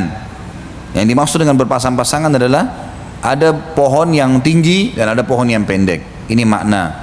Bisa masuk. Ada juga makna yang lain adalah buah-buahannya seperti kita lihat dalam satu buah-buahan atau satu tangkai, biasanya ada yang lonjong, ada yang lebih panjang, tidak semuanya sama bentuknya. Maka berpasang-pasangan dalam arti kata semuanya ada. Ada juga masuk maknanya adalah warna-warna. Dalam satu pohon pernah kita jelaskan di pohon bidara surga, yang seorang Arab Badui mengatakan, ya Rasulullah, kenapa di surga ada pohon yang menyakitkan? Kata Nabi SAW, pohon apa? Allah berfirman dalam Al-Quran, di sana ada pohon-pohon bidara. Pohon bidara tangkainya ada durinya, gitu kan? Itu menyakitkan ya Rasulullah. Kata Nabi SAW, Allah akan mengganti di setiap durinya buah, dan buahnya memiliki beragam macam warna. Semua warna, dari kuning, dari merah, dari hijau, semua warnanya ada, gitu kan? Semua warnanya ada, dan masing-masing warna memiliki cita rasa tersendiri. Ini yang dimaksud dengan beragam macam buah-buahan yang berpasang-pasangan. Maka nikmat Rabb kalian yang manakah yang kalian dustakan? Penyampaian baginda Nabi SAW dalam hadis Bukhari Muslim berhubungan dengan masalah ini adalah Abu Musa al-Ash'ari radhiyallahu anhu meriwayatkan sabda Rasulullah SAW, seorang mukmin di surga sungguh memiliki sebuah kemah yang terbuat dari sebuah intan yang berongga, panjangnya 60 mil. Ya, panjangnya kemah itu. Dia memiliki banyak kemah. Pada setiap sudut terdapat istri-istri yang tidak bisa melihat orang lain. Jadi kalau dia memiliki beberapa orang pasangan, maka di setiap kemah itu ada pasangannya istri sendiri dan tidak bisa dilihat oleh orang lain, tidak bisa juga saling melihat satu sama yang lain karena besarnya gitu.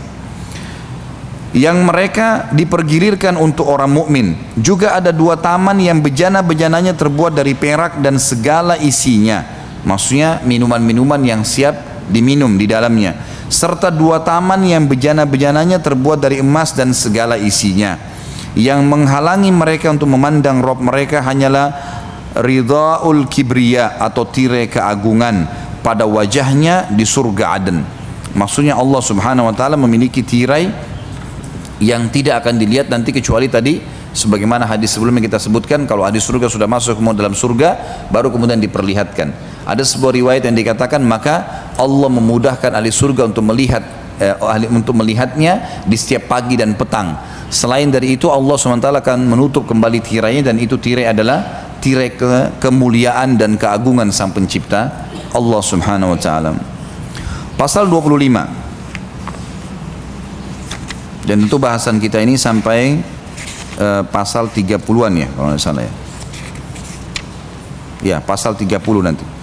Pasal 25, tinggi postur seorang mukmin di surga. Nah, ini sudah pernah kita jelaskan tentunya, tapi saya sebutkan kembali hadis Bukhari Muslim. Abu Hurairah radhiyallahu anhu meriwayatkan sabda Rasulullah sallallahu alaihi wasallam, Allah menciptakan Adam menurut bentuknya tingginya 60 hasta. Ketika dia menciptakannya, dia berkata kepadanya, pergilah lalu ucapkanlah salam kepada golongan itu, yakni para malaikat.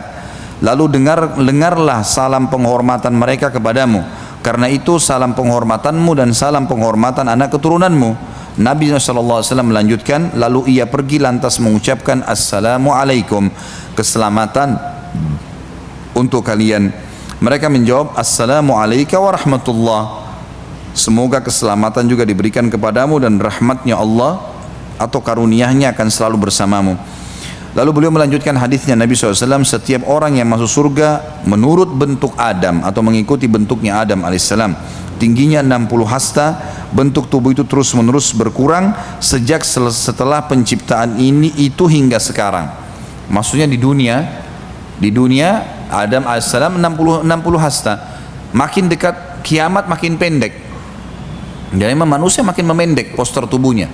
Makanya sekarang kalau ada orang tingginya 2 meter itu sudah kita anggap sangat tinggi kan, kita kaget kagum kadang-kadang, atau mungkin 2,5 meter. Kalau di zaman dulu itu kecil sekali. Nabi Adam alaihissalam 60 hasta ya, berarti 27,5 meter tingginya alaihissalatu wassalam. Dan kita nanti di akhirat akan kembali dengan poster itu. Makna daripada potongan hadis terakhir ini, dan akan terus berkurang sampai hari ini, maksudnya sampai menjelang kiamat. Mereka terus akan memendek poster tubuhnya sampai nanti di akhirat dibangkitkan kembali dengan poster awalnya Adam alaihissalam. Pasal ke-26, keridhaan yang abadi. Di dalam surah Al-Imran, silakan dibuka surah Al-Imran-nya, ayat 15. Ini tentu surah nomor 3. A'udzubillahi minasyaitonirrajim. Qul a'unabbi'ukum bi khairin min dhalikum lilladhina ittaqaw inda rabbihim jannatun tajri min tahtiha al-anharu khalidina fiha jannatun tajri min tahtiha al-anharu khalidina fiha wa azwajun mutahharatun wa ridwanun minallah wallahu basirun bil ibad. Untuk orang-orang yang bertakwa kepada Tuhannya, maukah saya beritahukan kepada kalian sesuatu yang lebih baik daripada kehidupan dunia kalian ini? Untuk orang-orang yang bertakwa, patuh kepada Tuhannya, pada sisi Rabb mereka ada surga yang mengalir di bawahnya sungai-sungai. Mereka kekal di dalamnya dan mereka dikaruniai istri-istri yang disucikan serta keridhaan Allah. Yang kita garis bawahi, keridhaan Allah ini saksi bahasan. Masalah pasangan hidup sudah kita jelaskan dulu di sifat para wanita ahli surga. Dan Allah maha melihat hamba-hambanya. Kemudian selanjutnya surah Al-Bayyinah, surah nomor 98 ya, ayat 7 dan ayat 8. A'udzu billahi minasyaitonir rajim. Innal ladzina amanu wa amilus solihati ulaika hum khairul bariyah. Jazaohum 'inda rabbihim jannatu 'adnin tajri min tahtiha al-anharu khalidina fiha. Tajri min tahtiha jannatu 'adnin tajri min tahtiha al-anharu khalidina fiha abada radhiyallahu anhum wa radu an dzalika liman khasyiya rabbah. Sesungguhnya orang-orang yang beriman dan mengerjakan amal saleh, mereka itu adalah sebaik-baik makhluk. Jadi kalau ada pemahaman teman-teman sekalian, oh orang beriman itu buruk, orang beriman itu begini dan begitu, itu salah semuanya. Orang beriman adalah sebaik-baik makhluk. Kalau ada orang beriman satu yang pakaiannya kotor atau kata-katanya kasar, itu dia secara individu, karena Allah nggak pernah perintahin itu kok. Allah perintahin kebaikan, suruh bersih, suruh rapi, suruh baik. Balasan mereka di sisi Rabb mereka adalah surga Aden yang mengalir di bawahnya sungai-sungai. Mereka kekal di dalamnya selama-lamanya. Allah ridho terhadap mereka dan mereka pun ridho kepadanya. Yang demikian itu adalah balasan bagi orang-orang yang takut kepada Rabb-nya.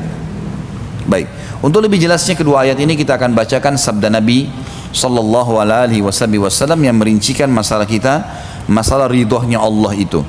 Di dalam hadis Bukhari Muslim, Abu Sa'id Al-Khudri radhiyallahu anhu meriwayatkan sabda Rasulullah sallallahu alaihi wasallam, "Inna Allah azza wa jalla yaqulu li ahli al-jannah, ya ahlal jannah, fayaqulun labbaika rabbana wa sa'daik wal khairu fi yadaik."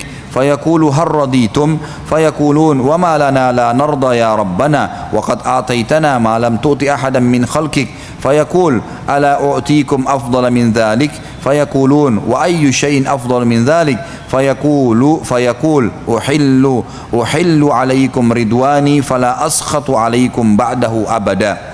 Allah berfirman kepada ahli surga, wahai ahli surga. Mereka menjawab, kami memenuhi, sebenarnya lebih tepat ya, kami memenuhi panggilanmu wahai Rabb kami. Lalu Allah bertanya, apakah kalian sudah ridha? Sudah terima belum? Ridha ini maknanya kalau di Indonesia kan Bapak Ibu sekalian, di atas pemberian. Jadi gini, kalau ada orang butuh uang 1 juta, kemudian kita tanya dia, apa sebenarnya yang kamu lakukan? Oh, saya tidak ada kegiatan, saya cuma mau bayar utang 1 juta. Lalu kemudian kita memberikan dia 10 juta. Ini loh, 10 juta. Kamu ambil uang ini, jadikan sebagai modal. Maka pada saat itu, karena seseorang diberikan di atas kebutuhan dia akan ridho. Ridho ini penerimaan diikuti dengan kepuasan sepenuhnya. Gitu. Maka Allah tanya, apa kalian sudah ridho? Sudah puas gak dengan semua ini yang saya berikan? Ya. Maka mereka berkata ahli surga, dan ini menandakan ahli surga sudah sangat luar biasa iman mereka, karena mereka tidak memungkiri nikmatnya Allah. Ya. Mereka menjawab, apa alasan kami untuk tidak ridho? Padahal engkau telah memberikan kepada kami apa yang belum pernah engkau berikan kepada makhlukmu yang lain. Maksudnya para malaikat pun yang mulia mereka bertugas. Setelah ahli surga masuk surga pun mereka masih menjalankan tugasnya ya, yang Allah SWT perintahkan. Mereka bukan menikmatin seperti kita. Jadi ada makhluk Allah yang tidak mendapatkan. Hewan-hewan mereka tidak masuk ke surga. Tumbuh-tumbuhan ya sudah, fasilitas selama di dunia sudah selesai. Walaupun hewan-hewan dibangkitkan nanti di mahsyar, kemudian akan dihisab. Kenapa hewan yang bertanduk menanduk temannya yang tidak bertanduk, gitu kan? Tapi sebagian ulama mengatakan setelah itu Allah SWT sudah hilangkan mereka, nggak ada lagi dibawa ke surga, gitu kan? Lalu Allah berfirman kepada mereka, aku akan memberikan kepada kalian yang lebih baik daripada itu. Mereka bertanya, wahai Rabb kami, wahai pencipta kami, adakah sesuatu yang lebih baik daripada semua ini? Udah luar biasa nih yang kau berikan kepada kami. Maka Allah menjawab, aku menghalalkan atas kalian keridhoanku dan aku tidak akan murka kepada kalian selama-lamanya. Dan ini sebuah karunia yang luar biasa, karena Allah tidak akan marah lagi. Dalam sebuah riwayat lain kata Nabi SAW, maka semua penghuni surga senang, dan ketahuilah penghuni surga tidak akan berbuat kesalahan. Nanti di surga kita tidak akan buat kesalahan, walaupun Allah ridha, walaupun Allah membebaskan kita mengerjakan apa saja, ahli surga tidak akan buat kecuali kebaikan. Sebagaimana sabda Nabi SAW, karena orang sudah tahu Tuhannya, orang sudah jelas bagi dia, gitu kan, segala macam fasilitas, sudah nggak ada lagi keburukan-keburukan. Termasuk pasal yang sangat penting adalah kita terus menekankan masalah pentingnya ya pemahaman abadinya seseorang di surga. Jadi teman-teman sekalian, ini penting sekali. Memahami tentang kita akan abadi itu penting, karena tidak ada lagi kematian, tidak ada lagi masa tua, tidak ada lagi sakit, nggak ada lagi gangguan orang. Disebutkan dalam banyak ayat Al-Quran, diantaranya surah Al-Kahfi ayat 108. A'udzu billahi minasyaitonir rajim. Khalidina fiha la yabghuna anha hiwala. Sesungguhnya orang-orang beriman dan beramal saleh, bagi mereka adalah surga Firdaus menjadi tempat tinggal. Mereka kekal di dalamnya, mereka tidak akan berpindah darinya. Jadi pasti akan masuk surga dan abadi di dalamnya. Dan ini abadi satu hal yang luar biasa. Kita di dunia selalu ditekankan, jangan terlalu pikir dunia karena ini tidak abadi. Dulu bapak-bapak maaf atau ibu-ibu yang sudah sekarang berumur, mungkin kita juga semuanya lah, Kita masih ingat pada saat kita masih kecil dulu. Bukankah kita dulu masih kecil, kita tahu masih anak-anak dan kita bermain, masih ada kenangan yang terlintas di benak kita. Beda nggak keadaan kita sekarang dengan keadaan dulu? Dari sisi kualitas kulitnya, penglihatan matanya, pendengarannya dan seterusnya itu berbeda. Rambutnya, gitu ya, berbeda semuanya. Tapi itu kenapa? Karena ada prosesi itu, ada prosesi tidak abadinya kita di dunia. Abadi ini berarti tidak berubah rambutnya, tidak berubah kulitnya, tidak berubah, semuanya tidak berubah. Abadi, dia akan kekal seperti itu. Ya selamanya. Begitu masuk surga, begitu keadaan kita, begitu selamanya. Nggak ada kematian, nggak ada perubahan, selama-lamanya.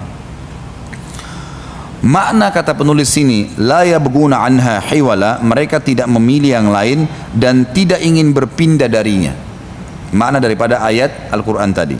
Dalam hadis Nabi SAW pada saat menafsirkan surah Al-A'raf ayat 43, riwayat Imam Muslim, Abu Sa'id Al-Khudri radhiyallahu anhu menuturkan sabda Rasulullah sallallahu alaihi wasallam, "Idza dakhala ahlul jannati al-jannah yunadi munadin inna lakum an tasihhu fala tasqamu abada wa inna lakum an tahyau fala tamutu abada wa inna lakum an tashibbu fala tahramu abada wa inna lakum an tan'amu fala tab'asu abada wa dhalika qawluhu azza wa jal wa nudu an tilkumul jannatu urithumuha bima kuntum ta'malun." Ketika ahli surga masuk ke dalam surga, seorang penyeru dari malaikat akan mengeraskan suaranya dan semua ahli surga mendengarkan.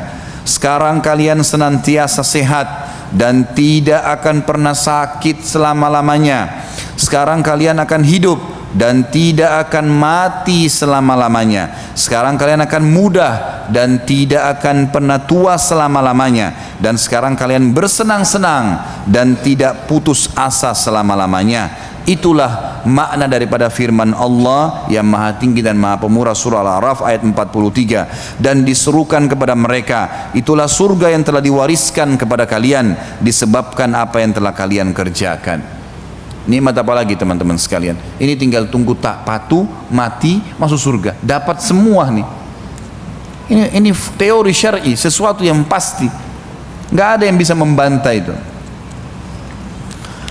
Dalam hadis yang lain, hadis ini diriwayatkan oleh Bukhari Muslim, masih dari Abu Sa'id Al-Khudri radhiyallahu anhu, bahwasanya Rasulullah sallallahu alaihi wasallam bersabda, "Yu'ta bil mauti ka hayati kabshin amlah." Fayunadi munadin ya ahlal jannah fayashra'ibuna wa yanzurun fayaqul hal ta'rifuna hadha fayaqulun na'am hadha al-maut wa kulluhum qad ra'ahu thumma yunadi munadin ya ahlan nar fayashra'ibuna wa yanzurun fayaqulun hal ta'rifuna hadha fayaquluna na'am hadha al-maut wa kulluhum qad ra'ahu فيذبح بين الجنة والنار ثم يقول يا أهل الجنة خلود بلا موت ويا أهل النار خلود بلا موت ثم قرأ وأنذرهم يوم الحسرة إذ قضي الأمر وهم في غفلة وهم لا يؤمنون. Pada hari kiamat kelak, kematian akan didatangkan dalam rupa seperti domba yang belang. Lalu sang penyeru menyeru dari malaikat, wahai ahli surga. Mereka melihat dalam keadaan takut karena suara itu didengar oleh semua penghuni surga. Lalu ia bertanya, apakah kalian mengenal ini? Diperlihatkan tadi bentuk kematian yang berupa seperti domba belang. Mereka menjawab, ya, ia adalah kematian. Dan mereka pun melihatnya. Kemudian diserukan, wahai ahli neraka. Mereka pun melihat dengan ketakutan. Takut jangan sampai ada azab Allah yang baru yang akan menimpa mereka. Lalu ia mengatakan, apakah kalian mengenal ini? Kata malaikatnya. Mereka menjawab, iya, ini adalah kematian. Dan mereka melihatnya. Maksudnya mereka sudah pernah melihatnya di dunia, sudah tahu itu. Lalu kematian disembelih di antara surga dan neraka. Kemudian ia, si malaikat berkata atau mengatakan, wahai ahli surga, kalian akan abadi dan tidak akan mati selamanya. Wahai ahli neraka, kalian abadi dan tidak akan mati selamanya. Kemudian Nabi SAW membaca firman Allah surah Maryam ayat 39, dan berilah mereka peringatan tentang hari penyesalan, yaitu ketika segala perkara telah diputus dan mereka dalam keadaan lalai dan mereka tidak pula beriman. Jadi pasal ini sangat mulia, menjelaskan kepada kita tentang masalah kekalnya seorang mukmin, dan ini berita gembira di kenikmatan yang juga abadi. 28, pasal 28, jumlah barisan ahli surga. Disebutkan dalam hadis yang dihasankan oleh Imam Tirmidzi, Buraidah radhiyallahu anhu menuturkan sabda Rasulullah sallallahu alaihi wasallam, ahlul jannati ishruna wa mi'atu saffin, thamanuna minha min hadhihi al-ummah wa arba'una min sairil umam. Ahli surga itu terdiri dari 120 saf, sebanyak 80 saf diantaranya dari umat ini dan 40 saf dari seluruh umat. Dan ini berita gembira teman-teman sekalian, bahwasanya kita ini umat Muhammad SAW mayoritas penghuni surga. Ini luar biasa ini ya. Abdullah bin Mas'ud radhiyallahu anhu mengatakan dalam hadis yang diriwayatkan Bukhari Muslim, kami pernah bersama Nabi SAW, lalu beliau bertanya, apakah kalian ridha menjadi seperempat penghuni surga? Jadi kalau penghuni surga sekian jumlahnya, seperempatnya kalian.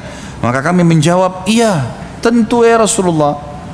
Beliau menjawab, bertanya lagi, apakah kalian ridha kalau kalian menjadi sepertiga ahli surga? Maka kami pun menjawab, iya. Beliau SAW berkata lagi, demi zat yang jiwaku berada di tangannya, sesungguhnya aku berharap kalian menjadi separuh ahli surga.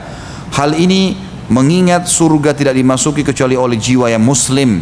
Tidaklah kalian berada di tengah kaum musyrik, melainkan seperti sehelai rambut putih di atas kulit sapi hitam, atau seperti sehelai rambut hitam di atas kulit sapi merah. Hadis ini menjelaskan kepada kita bahwasanya umat Muhammad SAW adalah mayoritas penghuni surga. Dan alhamdulillah ini berita gembira, gitu kan? Ini berita gembira. Bahkan ada hadis Nabi SAW yang dikatakan, yang berbunyi, sudah pernah kita jelaskan di masalah neraka ini, masalah bab syafaat, gitu kan? Akan dikeluarkan dari api neraka siapa yang dalam hatinya seperti biji sawi dari kalimat la ilaha illallah, atau dalam hadis lain dikatakan dari keimanan. Dan ini berita gembira tentunya, walaupun mereka disiksa dulu, naudzubillah ya. Pasal ke-29, ahli surga yang masuk terakhir, dan ini disebutkan di dalam hadis Bukhari Muslim. Abu Hurairah meriwayatkan radhiyallahu anhu, para sahabat pernah bertanya, wahai Rasulullah, wahai utusan Allah, apakah kami akan melihat Rabb kami pada hari kiamat? Beliau balik bertanya, apakah kalian kesulitan melihat bulan purnama yang tidak terhalang oleh awan? Mereka menjawab, tidak wahai utusan Allah. Beliau bertanya lagi, apakah kalian kesulitan melihat matahari yang tidak terhalang oleh awan? Maka mereka menjawab, tidak. Beliau bersabda lagi, seperti itu pula kalian akan melihatnya. Manusia dikumpulkan pada hari kiamat lalu diperintahkan, siapa yang menyembah sesuatu maka ikutilah sesuatu itu. Siapa yang sembah berhala, siapa yang sembah pohon, siapa yang suka hidup dengan jimat, maka ikutilah semua yang kalian sembah itu. Lalu diperintahkan, siapa yang menyembah sesuatu maka ikutilah sesuatu itu. Kemudian di antara mereka ada yang mengikuti matahari, ada yang mengikuti bulan, ada yang mengikuti tagut atau sesembahan selain Allah. Semua yang disembah selain Allah pokoknya, pohon, batu dan seterusnya. Dan tinggallah umat ini yang di dalamnya terdapat kaum munafik. Lalu Allah datang pada mereka seraya berfirman, akulah Rabb kalian. Mereka menjawab, kami tetap di sini hingga Rabb kami datang kepada kami. Ketika Rabb kami datang, maka kami mengenalnya. Lalu Allah datang kepada mereka seraya mengatakan, akulah Rabb kalian. Mereka mengatakan, engkau Rabb kami. Lalu dia menyeru, dan sirat atau titihan diletakkan di antara dua daratan jahanam. Akulah Rasul pertama yang menyeberangkan umatnya. Di sini sampai sini dulu kita perlu perbaikin. Ya. Allahu alam, yang saya lihat dari lafaz hadis ini ada kesalahan di terjemahan. Sehingga yang dimaksud di sini adalah nanti akan terdapat ditinggalkan dan tinggallah umat ini dan di dalamnya terdapat kaum munafik. Lalu Allah datang pada mereka seraya berfirman. Yang dimaksud di sini adalah Allah datang kepada orang-orang beriman. Jangan difahami orang munafik ya. Orang-orang beriman, karena kalimat munafik tadi itu adalah disebutkan orang-orang beriman dari umat ini dan diantaranya ada orang-orang munafik, gitu kan.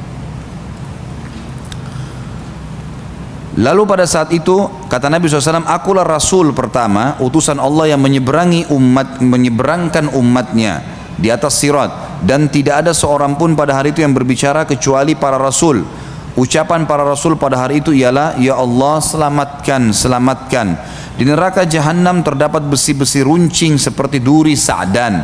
Jadi ada satu pohon, durinya itu seperti pedang bentuknya, tajam sekali, gitu kan.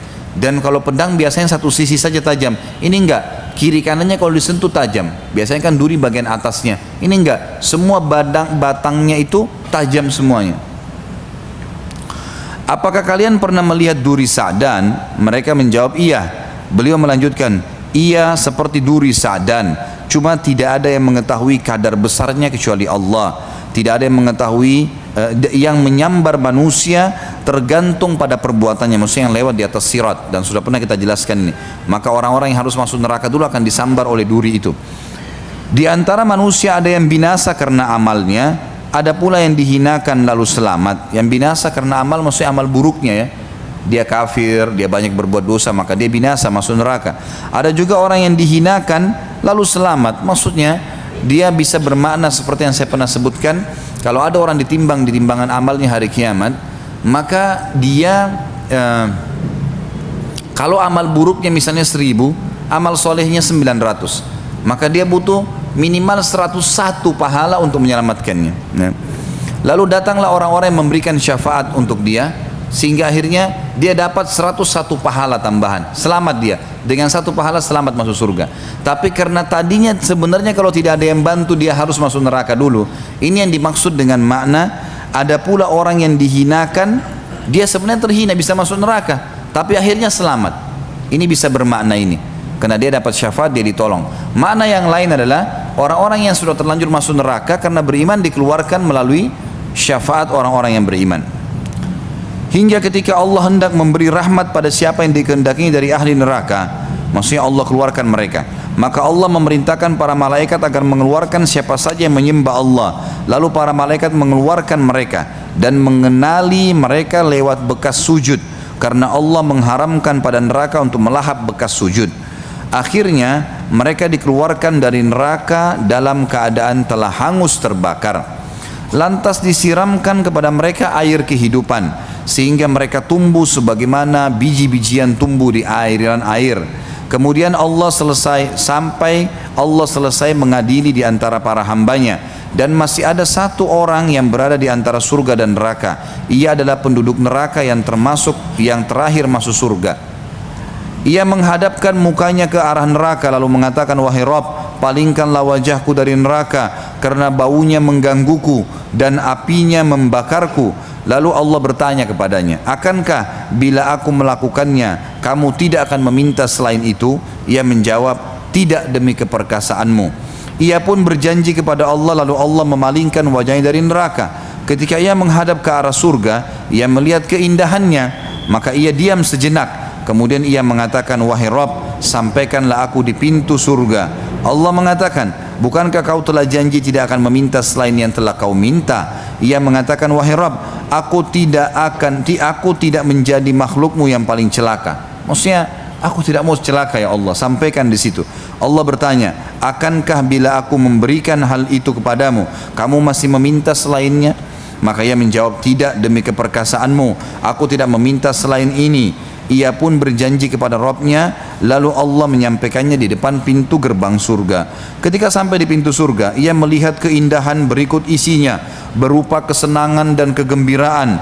Maka ia diam sejenak, lalu ia mengatakan, wahai Rabb, masukkanlah aku ke dalam surga. Allah menjawab, kasihan engkau wahai manusia, betapa engkau ingkar janji. Bukankah engkau berjanji berkali-kali kepadaku untuk tidak meminta selain apa yang telah engkau minta? Ia mengatakan, wahai Rabb, jangan jadikan aku sebagai makhlukmu yang paling celaka. Allah pun tertawa kepadanya, kemudian mengizinkannya masuk surga, seraya mengatakan, berangan-anganlah. Ia pun berangan-angan, hingga ketika terputus angan-angannya, Allah mengatakan, itu akan kau dapatkan. Seperti angan-anganmu kau akan dapat, itu akan engkau miliki, atau itu untukmu dan semisalnya bersamanya. Itulah orang yang terakhir dari ahli surga yang masuk ke dalam surga. Dalam riwayat lain Bapak Ibu sekalian, berhubungan dengan masalah yang dikutip dalam hadis sahih, dikatakan akan keluar penduduk surga yang terakhir dari neraka. Ini tidak ada lagi orang di neraka selain dia. Kemudian dia keluar dalam kondisi berdiri jatuh, dan sebagian tubuhnya mengeluarkan asap karena hangus. Sudah sekian tahun disiksa, gitu kan? Sekian ribu tahun mungkin disiksa. Karena orang terakhir dari neraka. Kemudian dia berlari, berusaha menjauhkan diri dari neraka. Lalu dia mengatakan, ya Allah, selamatkan aku dari neraka. Setelah dia jauh, dia mengatakan segala puji bagi Allah yang telah menyelamatkan aku darimu, sambil dia menunjuk ke arah neraka. Dari kejauhan Allah Maha Tinggi dan Maha Pemurah memperlihatkan untuknya sebuah pohon yang dia lihat ada rindang, seperti kalau kita lagi panas sekali. Kemudian kita temukan ada pohon yang rindang, kita bisa berteduh sebentar, rasanya nyaman. Orang ini ribuan tahun tidak pernah merasakan kenikmatan. Karena memang kenapa saya katakan ribuan tahun, ada firman Allah kan yang berbunyi, a'udzubillahi minasyaitonirrajim, yauma inda rabbika ka'alfi sanat mimma ta'uddun. Nanti kita hitung waktu dunia, kata Allah, satu hari di waktu akhirat sama dengan 1000 tahun waktu kalian di dunia. Ini. Jadi memang kalau dia satu hari waktu akhirat masuk ke neraka berarti 1000 tahun. Dan ini orang paling terakhir yang paling banyak dosanya. Maka dia berkata, ya Allah, sampaikan aku ke pohon itu, karena dia tidak pernah lihat pohon yang bisa melindungi dia, menaungi dia dari siksaan ke siksaan 24 jam kalau waktu dunia, maksudnya full dalam semua waktu yang dia akan pakai nanti di akhirat, semuanya siksaan, nggak ada kematian, hangus, belang, bolong badannya, isi perutnya keluar, nggak mati, gitu kan, semuanya. Maka dia merasa ini nikmat yang luar biasa, ya Allah, sampaikan aku ke pohon itu. Lalu Allah subhanahu wa ta'ala berfirman padanya, apakah kau akan minta yang lain? Dia bilang, tidak ya Allah, pohon itu saja. Lalu Allah sampaikan dia ke pohon itu, dia merasakan nikmatnya. Kemudian Nabi SAW mengatakan dia menganggap dia orang yang paling besar nikmatnya Allah padanya. Padahal ini orang paling terakhir masuk surga, orang semua sudah di surga gitu ya. Jadi saya sarankan jangan jadi orang ini gitu ya. Jadi orang yang dari awal masuk surga tanpa hisab, dan bisa kalau mau, asal mau ya. Karena banyak orang yang tidak mau tentunya ya. Kemudian kata Nabi SAW, Allah setelah dia puas dengan naungan pohon itu, memberikan kepada dia pohon lebih besar, ada buah-buahannya, ada airnya. Lalu kemudian dia pun meminta, dia mau minta sama Allah, dia malu, tapi dia tergoda melihat buah-buahan. Ini tadi cuma pohon, ini ada buah, ada air. Maka dia mengatakan, ya Allah, aku memohon ya, pohon dan buah itu serta air, dan saya tidak minta yang lain. Kata Allah, apa kau yakin kau tidak minta yang? Dia bilang tidak. Maka Allah pun menyampaikan di pohon tersebut, dia makan, dia nikmatin airnya segala macam, dan dia menganggap dia orang yang paling besar nikmat Allah padanya. Ini kan. Kemudian setelah dia puas, Allah SWT dari kejauhan membukakan baginya pintu gerbang surga. Tercium olehnya bau wangi surga. Lalu dia lihat orang-orang surga pakai baju sutra, luar biasa fasilitas istanahnya, kenikmatan yang abadi, luar biasa. Dia mau minta sama Allah tapi dia malu. Dia sudah janji tadi tidak minta yang lain, cuma surga. Maka dia bilang, ya Allah, masukkan aku ke dalam surgamu, dan aku tidak akan minta yang lain gitu. Maka Allah SWT mengatakan, hai anak Adam, sungguh kau tidak pernah puas dengan apa yang aku berikan. Apakah kau ridha kalau aku memberikan untukmu seperti yang dimiliki oleh raja terkaya dunia? Maka dia mengatakan, tentu hai Tuhanku, aku ridha. Raja terkaya dunia siapa? Nabi Sulaiman alaihissalam. Enggak ada lebih kaya dari Nabi Sulaiman alaihissalam ya. Kalau mau kemana-mana, mau ke singgasana, dari ranjang tidurnya saja angin yang bawa, nggak injak tanah lagi. Alaihissalam, luar biasa kelebihannya. Istananya dari kaca, segala macam jin semuanya bisa tunduk dengan dia. Hewan-hewan bisa ngerti bahasanya. Maka Allah SWT mengatakan, apa kau ridho kalau aku berikan kamu yang dimiliki raja terkaya dunia? Dia bilang, aku ridho hai Tuhanku. Maka Allah mengatakan, dan engkau akan dapat yang serupa dengannya, double. Dia mengatakan, aku ridho hai Tuhanku. Allah bilang, kau akan dapat serupa dengannya. Aku ridho hai Tuhanku, sampai 10 kali. Karena gembiranya sudah 10 kali. 10 kali yang dimiliki Raja Sulaiman alaihissalam, ini luar biasa ya. Maka kata dia, ya Allah, engkau hambaku dan aku Tuhanmu. Karena gembiranya dibalik sama dia. Lalu Nabi SAW tersenyum menyampaikan hadis ini sampai urat leher beliau terlihat alaihissalam. Dia berita gembira. Ini nikmat orang yang paling rendah di surga, 10 kali lipat yang dimiliki raja terkaya dunia. Bagaimana dengan orang yang dari awal masuk? Bagaimana orang yang masuk surga tanpa hisab, yang surga Firdaus yang luar biasa? Makanya kata Nabi SAW, nggak ada orang yang masuk surga dengan amalnya. Amal hanya menentukan derajat, tapi dengan rahmat Allah. Termasuk anda ya Rasulullah, termasuk saya. Kalau bukan karena Allah menyelimuti saya dengan rahmatnya, maka tentu juga tidak bisa dapat. Semua masuk dengan rahmatnya Allah. Dan kata Nabi SAW dalam hadis lain, kalau kalian minta surga, mintalah Firdaus, karena dia tempat tertinggi di surga. Kita mungkin tidak bisa mengukur amal kita yang sedikit dengan surga Firdaus, tapi rahmatnya Allah, ngerengek sama Allah subhanahu wa ta'ala. Ya Allah, surga Firdaus, ya Allah, Allah maha penyayang, maha pendengar, tinggal minta saja, dikasih. Jadi jangan mau masuk surga pas-pasan, masuk surga yang luar biasa, sekalian minta, gitu kan. Walaupun sebenarnya orang yang paling rendah di surga seperti ini nikmatnya. Pasal terakhir kita dalam masalah surga, dan alhamdulillah yang telah memudahkan kita menyelesaikan buku ini. Semoga tinggal Allah mudahkan kita mengamalkan isinya. Ya. Keadaan surga lebih dari yang digambarkan. Allah dalam sebuah hadis yang sahih, hadis Nabi SAW riwayat Bukhari Muslim, pada saat menjelaskan surah As-Sajdah ayat 17, Abu Hurairah radhiyallahu anhu meriwayatkan sabda Nabi SAW, qala Allah azza wa jal, a'adadtu li'ibadi salihina ma la aynun ra'at wa la udhunun sami'at wa la khatara ala qalbi bashar misdaqu dhalika fi kitabillah fala ta'lamu nafsum ma ukhfiya lahum min qurrati a'yunin jazaan bima kanu ya'malun. Allah berfirman, Allah yang maha tinggi dan maha pemurah berfirman, aku telah siapkan untuk hamba-hambaku yang saleh, mengerjakan semua perintah, tinggalkan larangan, apa yang tidak pernah dilihat oleh mata, tidak didengar oleh telinga, dan tidak pula terlintas di hati manusia.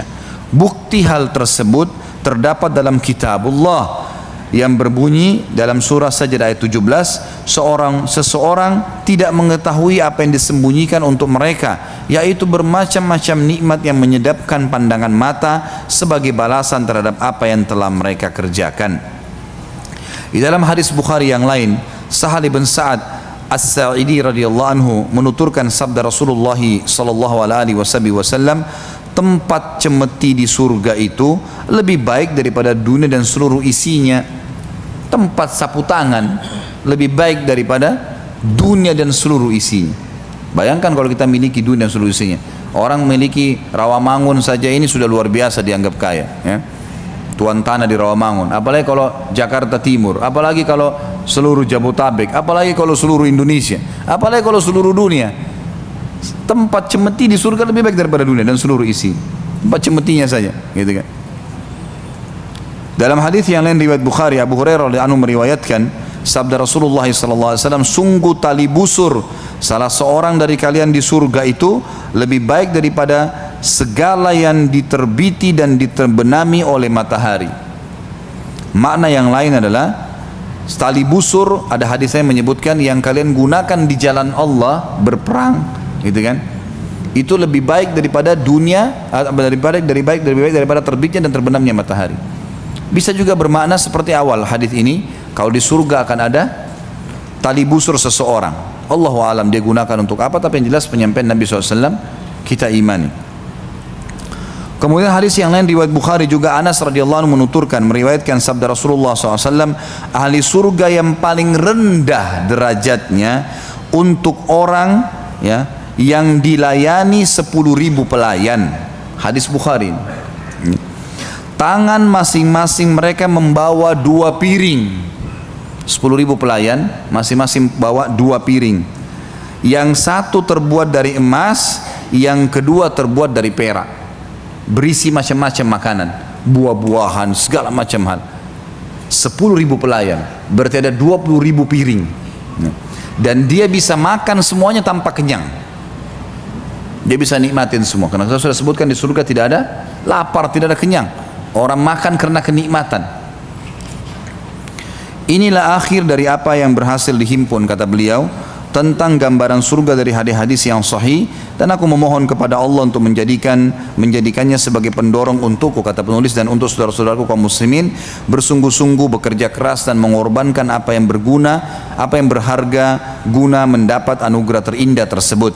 Demikian pula aku memohon kepada Allah agar memudahkan jalan untuk kami, memasukkan kita semua sebagai ahlinya, dan mengumpulkan kita di dalamnya bersama Nabi kita Nabi Muhammad SAW. Sesungguhnya dia maha kuasa atas segala hal dan juga patut untuk mengabulkannya. Allahu alam. Alhamdulillah sampai sini sudah selesai tentunya.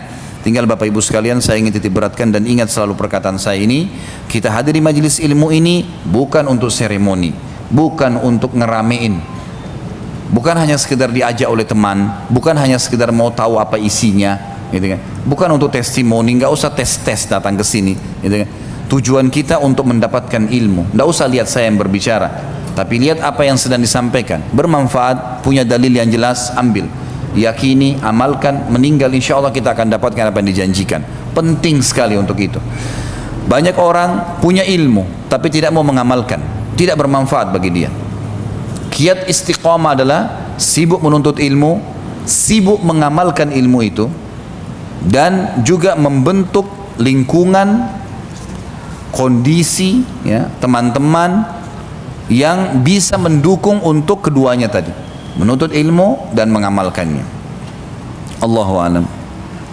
Mudah-mudahan saja Allah subhanahu wa ta'ala memberkahi waktu kita dan juga sisa umur kita diisi dengan seluruh amal saleh, ketaatan kepadanya, dan semoga seluruh dosa yang pernah kita kerjakan dimaafkan oleh Sang Pencipta Allah dengan kemahamurahannya dan diganti menjadi pahala, dan juga semoga seluruh amal yang sudah pernah kita kerjakan diterima olehnya. Dan kita selalu berdoa untuk saudara kita di Palestina, di Syria, di Yaman, di Irak, di Myanmar, di Ahsa, dimanapun mereka berada sedang tertindas. Semoga Allah ikhlaskan niat mereka, terima para syuhada mereka, muliakan Islam di tangan mereka dan tangan kita semua, dan semoga Allah partisipasikan kita bersama mereka di pahala, baik dengan doa, dengan harta, juga dengan jiwa kita. Dan semoga Allah dengan kemahamurahannya menyatukan kita semua di surga firdausnya tanpa hisab, mana ia satukan kita di majlis ilmu yang mulia ini. Mungkin begitu saja. Subhanakallahumma wa bihamdika asyhadu an la ilaha illallah astaghfirullah wa atubu ilaih. Wassalamualaikum warahmatullahi wabarakatuh.